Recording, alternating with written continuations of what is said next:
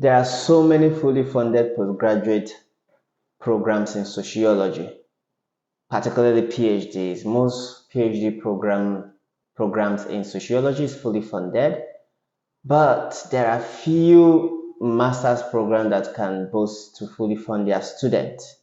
So if you're someone who has interest in sociology, don't worry. I have done the heavy lifting for you, and I have found those programs that are fully funded at the master's level. So you are in for a ride. Come on in.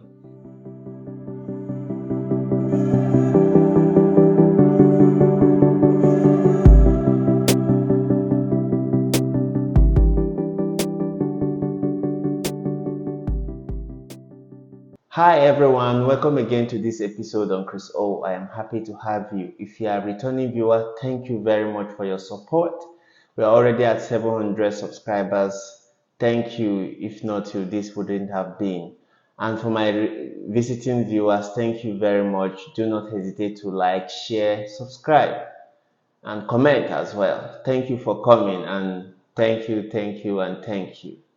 So in this episode, I'm going to be talking about fully funded scholarships or fully funded sociology programs in the US and Canada.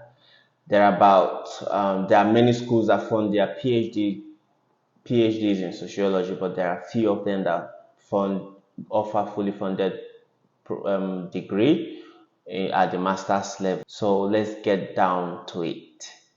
Let us go to University of Victoria. University of Victoria, normally how in Canada how it works is any amount of money a school offers you, it is from that amount of money that you pay your tuition. So if you are considering Canada, you will be looking for schools that have cheap tuition fees. And I've discovered that schools in BC, although BC has high cost of living, high cost of living standard, it does have cheap schools. I don't know, for some reasons, schools, especially humanities program, charge lesser amount than humanities program elsewhere. So if you are considering Canada, do consider BC. So what stood out for me in this program is the fact that their school fees is cheap. Is at least less expensive than the other schools. You pay 2,700 per term, whereas in some other schools for similar programs in places like Saskatchewan, Manitoba, you'll be paying like 7,000, 5,000, 8,000 Canadian dollars. So how much is this school offering their PhD student? This school is offering a PhD student 125,000 for 4 years, which is valued at 25,000 for 1 year. Then for their master's students who are doing maybe 1 year master's program, they will receive 15,000 to 18,500 Canadian dollars in funding. So from this money, they remove their school fees. Of course, when you remove your school fees, it might not remain much, but there are other opportunities on campus that you would benefit from. For example, you could also apply for research assistantship with the professor as they specified on their website. So you see under funding, they also make provisions for research assistantship that you directly work with a professor. So you can hold both sources of funding, maybe teaching assistantship and then research assistantship. Yes, so that is that for University of Victoria. The Department of Sociology at the University of Alberta offers annual funding, substantial funding to their master's and PhD students, obviously. So for the PhD student, they would give you 105,000 Canadian dollars for 4 years. And then for any master's student who is doing a course-based master's, they will be offering you $24,000 Canadian dollars, which this course-based master's is 1.5 year. And then for a master's by thesis or thesis-based master's, which is 2 years, 4 terms, they will give you 32,000 Canadian dollars. On the norm, this does not this is only a substantial funding. It's not fully funded. It's not fully funded, because when you remove it covers your full tuition, and then you are left with something little to for living expenses. So I'm sure that there are other opportunities when you come to this school that would, give you full funding. There are other benefits, there are other external fundings that you can leverage on. So it suffices to say that this school pays your school tuition, and then there are other opportunities. Like, this is guaranteed funding. This is guaranteed funding. There are other funding, because I've checked their school profile. All their students, most of their students receive fully, for like, they are not paying for their studies from pocket, from out of pocket. So you will not be the exception should you apply to them. Where their PhD students also receive substantial amount of money. Yeah, that is that for University of Alberta. So the last school on our list is the University of Calgary. So University of Calgary offers substantial funding to their graduate students, both masters and PhD. So for masters, they do offer 20,000 for Canadian citizens and 24,000 for masters student, for international masters student, 24,000 for their international student.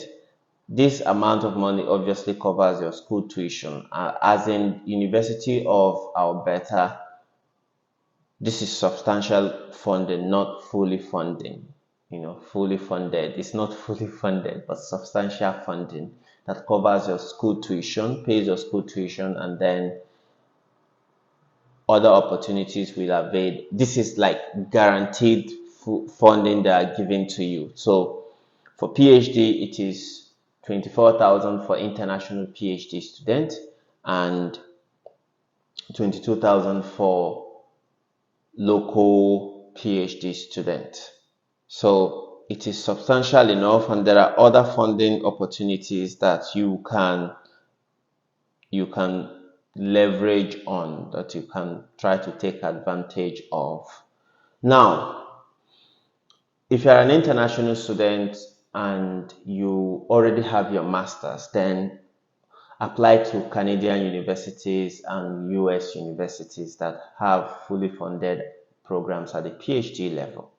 But if you're an international student who do not already have a master's and you want to stand competitive enough, then you can apply to Canadian universities for their masters. Mostly US do not always have masters.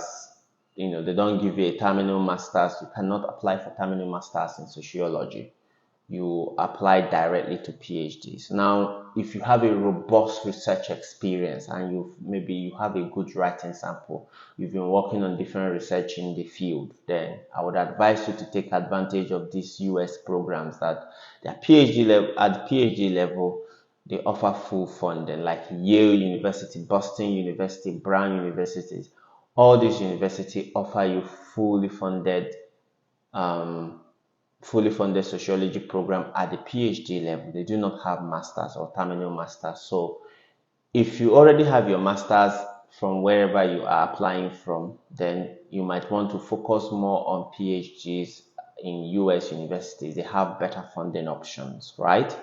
Now, if you do not have masters, I would advise you to focus on Canadian schools that offer masters, while also trying your luck with US schools that offer PhDs that do not require you to already have masters to apply to them. However, in Canada, you need masters to apply for their PhD. So this is the difference between these two education systems. In any ways, what do you need to, in any case, what do you need to apply to these programs? Well, as always, as it is with other humanities program, you need your transcript. It doesn't need to be official transcript, just any student transcript would do. You will need a writing sample, which is very important, because this is how you tell them that you are fit to do research in the field. You will need a personal statement. This is how you tell them your academic interests, and this is how they know if your academic interest aligns with theirs. And then they will need your resume, your CV or resume. They will need it. A CV or resume codifies all your research experiences, both research and professional experiences, and your academic achievements and your community services.